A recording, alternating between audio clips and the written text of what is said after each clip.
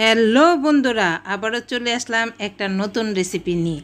আজ আমি তোমাদের সাথে শেয়ার করব চিকেন ফ্রাই রেসিপি।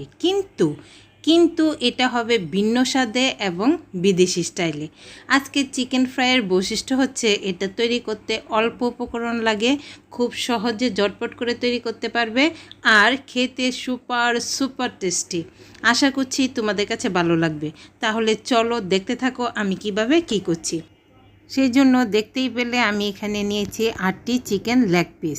এবার এগুলো খুব ভালো করে ধুয়ে নিয়েছি। তারপর একটি কাঁটা চামচের সাহায্যে সম্পূর্ণ লেগ পিস ভালো করে ছিদ্র করে নিয়েছি। তারপর এখানে অ্যাড করে দিব কিছু মশলা। প্রথমেই দিয়ে দিলাম পরিমাণ মতো লবণ, হাফ চামচ গোলমরিচ গুঁড়ো, হাফ চামচ শুকনো মরিচের গুঁড়ো, আর দিয়ে দিলাম 1 চামচ আদা রসুন পেস্ট। এগুলো দিয়ে খুব ভালো করে মাখিয়ে নিব মশলার সাথে মুরগির মাংসের টুকরোগুলো।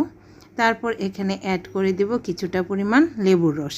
এই লেবুর রসটা আবার খুব ভালো করে মাংসের সাথে মাখিয়ে নিব। সবগুলো উপাদান মাংসের সাথে খুব ভালো করে মাখানো হয়ে গেলে এটা আমি ডেকে রেস্টে রেখে দিব 30 মিনিটের মতো। তাহলে ফিরে আসছি 30 মিনিট পর। 30 মিনিট পর দেখতে পাবে সবগুলো মশলার সাথে চিকেন খুব ভালো করে সেট হয়ে গেছে। তারপর এখানে অ্যাড করে দিব আরও কিছু উপাদান। দিয়ে দিলাম হাফ চামচ ময়দা, 2 চামচ বড় চামচের 2 চামচ কর্নফ্লাওয়ার, আর দিয়ে দিব কিছুটা পরিমাণ বেকিং সোডা। এবার সবার শেষে আমি এখানে দিয়ে দিব একটি ডিমটা দিয়ে তারপর সবগুলো উপাদান খুব ভালো করে মাখিয়ে নিতে হবে। মাখানোর পর যে যদি কোনো সময় মনে হয় যে এটা অনেকটা টাইট লাগছে, সেই ক্ষেত্রে কিন্তু তোমরা কিছুটা পরিমাণ পানি ইউজ করে খুব ভালো করে সবগুলো মাখিয়ে নিতে পারবে। তো দেখো আমি খুব ভালো করে সবগুলো মাখিয়ে নিয়েছি, আর একটু পানিও অ্যাড করে দিলাম, এতে করে মাখানোর কাজটা খুব সুন্দর হবে। একসাথে বেশি পরিমাণ পানি দেওয়া যাবে না, অল্প অল্প করে পানি দিয়ে তারপর এটা মাখিয়ে নিতে হবে। আর আমি যে উপাদানগুলো যে পরিমাণে বলেছি সেই পরিমাণে দিলে একটা পারফেক্ট চিকেন ফ্রাই রেসিপি তোমরা তৈরি করতে পারবে। তো আমার মাখানোর কাজ শেষ হয়ে গেছে। এবার আমরা চলে যাব চুলায় বসিয়ে দিলাম ফ্রাই প্যান, তাতে পর্যাপ্ত পরিমাণ তেল দিয়ে দিলাম। তেলটা খুব ভালো করে গরম করে নিতে হবে, আর যেহেতু ডিপ ফ্রাই সেহেতু তেলের পরিমাণটা একটু বেশি রাখতে হবে।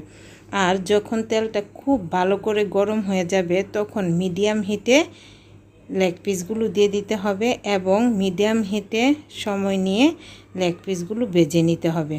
তো আমি প্রথমে 2টা দিয়েছি, তারপর আরও 2টা দিয়ে দিলাম। চিকেন লেগ পিসগুলো তেলে দেওয়ার সাথে সাথে উল্টানো যাবে না। মিনিমাম 3-4 মিনিট ভাজা হলে, এক পিঠ কিছুটা হালকা ব্রাউন কালার হলে তারপর অপর পিঠটা পাল্টে দিতে হবে। তারপর অপর পিঠটাকেও হালকা ব্রাউন করে ভেজে নিতে হবে। এ পর্যায়ে কিন্তু একদম লাল লাল করে ভাজা যাবে না। হালকা ব্রাউন কালার হলে তারপর একটা সিদ্ধযুক্ত এরকম পাত্রে রাখতে হবে। তো দেখো আমার এই 2টা ভাজা হয়ে গেছে। এবার এই 2টা আমি রেখে দিব, আর পরবর্তীতে এভাবে আরও সবগুলো লেগ পিস দিয়ে এক এক করে সবগুলো ভেজে নেব। দেখতে পাচ্ছ আমার সবগুলো লেগ পিস ভাজা হয়ে গেছে। এবার এগুলো আমি ঠান্ডা হতে দিব মিনিমাম 10 মিনিট, কারণ এগুলোকে আমি আবার ফ্রাই করব। ডাবল ফ্রাই করতে হবে এই রেসিপি তৈরির জন্য। এটা ঠান্ডা হতে থাক, ততক্ষণে আমরা একটা সস তৈরি করে নিব। সেই জন্য নিয়ে নিলাম একটা বাটি, তাতে নিয়ে নিলাম হাফ কাপ টমেটো সস, 2 চামচ সয়া সস, 1 চামচ ওয়েস্টার সস, 1 চামচ মধু, 1 চামচ ভিনেগার, আর দিয়ে দিব কিছুটা পরিমাণ পানি। এবার সবগুলো উপাদান পানির সাথে খুব ভালো করে মিশিয়ে নিব। সবগুলো উপাদান খুব ভালো করে মিশানো হয়ে গেলে এখানে দিয়ে দিব আমি হাফ চামচ গোলমরিচ গুঁড়োটাকেও সসের সাথে খুব ভালো করে মিশিয়ে নিব। গোলমরিচ গুঁড়োটা খুব ভালো করে মিশানো হয়ে গেলে সবার শেষে এখানে অ্যাড করে দিব কিছুটা পরিমাণ শুকনো লঙ্কার গুঁড়ো। তোমরা চাইলে এখানে কিন্তু কাশ্মীরি লঙ্কার গুঁড়োটা ইউজ করতে পারো, এতে করে কালার আরও ভালো আসবে। আমার কাছে শুকনো লঙ্কার গুঁড়ো ছিল, সেই জন্য আমি শুকনো লঙ্কার গুঁড়োই দিয়ে দিলাম। এবার খুব মজার একটা সস তৈরি হয়ে গেল। সসটা সাইডে রেখে দিব, চলে যাব পরবর্তী স্টেপে। সেই জন্য আবারও প্যানটা গরম করে নিলাম। এই পর্যায়ে তেলটাকে পর্যাপ্ত পরিমাণে গরম করে নিতে হবে, আর চুলার আঁচটা থাকবে হাই স্পিডে। এবার এই চিকেন পিসগুলো দিয়ে তারপর 3 থেকে 4 মিনিটের মতো লাল লাল করে ভেজে নিতে হবে। 3 থেকে 4 মিনিট পর দেখতে পাবে সবগুলো খুব লাল লাল করে ভাজা হয়ে গেছে। দেখতেই পাচ্ছ আমার চিকেন পিসগুলো দেখতে কতটা লোভনীয় হয়েছে। এভাবে খেতে কিন্তু দারুণ লাগে, কিন্তু আমরা আরও কিছু স্টেপ এর সাথে অ্যাড করব। তাহলে দেখতে থাকো আমি কি করছি। আর আমার চিকেন পিসগুলো দেখো লাল লাল করে ভাজা হয়ে গেছে। এভাবে আমি সবগুলো চিকেন পিস সেকেন্ড বেছে আবারও লাল লাল করে ভেজে নিব।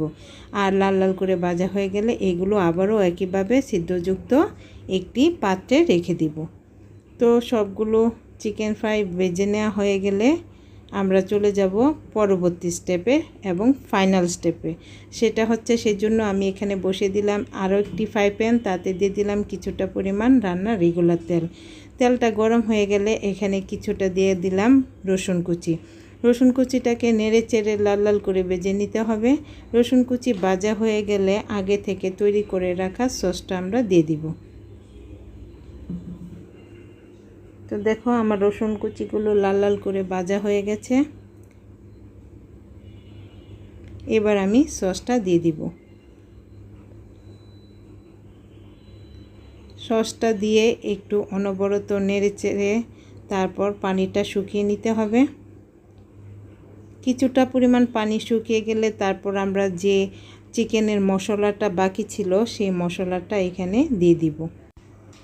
তোমরা একবার বাড়িতে আমার মতো করে চিকেন ফ্রাই রেসিপিটা ট্রাই করো, খুব খুব খুব ভালো লাগবে। আমি গ্যারান্টি দিচ্ছি রেস্টুরেন্টের স্বাদকেও হার মানাবে আমাদের আজকের চিকেন ফ্রাই রেসিপি। তো দেখো আমি এখানে যে মশলাটা বাকি ছিল সেই মশলাটা দিয়ে দিলাম। দিয়ে এবার খুব ভালো করে জটপট করে কিন্তু নাড়াচাড়া দিতে হবে। আর এই পর্যায়ে চুলার আঁচটা একটু কমিয়ে রাখতে হবে। তারপর খুব ভালো করে নেড়ে চেড়ে সসের সাথে মশলাটাকে মিশিয়ে দিতে হবে। এই পর্যায়ে কিন্তু জটপট হাতটা নাড়াতে হবে, নতুবা যে কর্নফ্লাওয়ার আমরা ইউজ করেছি সেটা দলা পেকে যেতে পারে। এবার সবগুলো খুব ভালো করে মিশানো হয়ে গেলে চুলাটা অফ করে দিব। আর চুলাটা অফ করে দিয়ে এখানে আমি অ্যাড করে দিব আমাদের ফ্রাই করে রাখা চিকেন পিসগুলো। এবার চিকেন পিসগুলো দিয়ে খুব ভালো করে নেড়ে চেড়ে সসের সাথে চিকেন পিসগুলো মিশিয়ে নিতে হবে। খেয়াল রাখতে হবে যেন সবগুলা চিকেন পিসের সাথে সসটা খুব ভালো করে কুট হয়ে যায়। তো খুব ভালো করে কুট করা হয়ে গেল উপর থেকে ছড়িয়ে দিব আমরা কিছুটা পরিমাণ ভাজা তেল। আর তারপর শেষ হয়ে যাবে আমাদের খুবই খুবই মজাদার কোরিয়ান স্টাইলের চিকেন ফ্রাই। একবার বাড়িতে ট্রাই করে দেখো, তাহলে বুঝতে পারবে কি পরিমাণ টেস্টি। আশা করি তোমরা দেখেই বুঝতে পেরেছো যে এটা কি পরিমাণ টেস্টি। তোমাদের কাছে যদি রেসিপিটি ভালো লাগে তাহলে বেশি বেশি করে শেয়ার করে দিও। আমার চ্যানেলটাকে সাবস্ক্রাইব এবং পেজটাকে ফলো করে দেওয়ার জন্য তোমাদের কাছে অনুরোধ রইল। তাহলে দেখা হবে পরবর্তী নতুন কোনো ভিডিওতে। ততদিন পর্যন্ত ভালো থেকো। Tata, bye bye.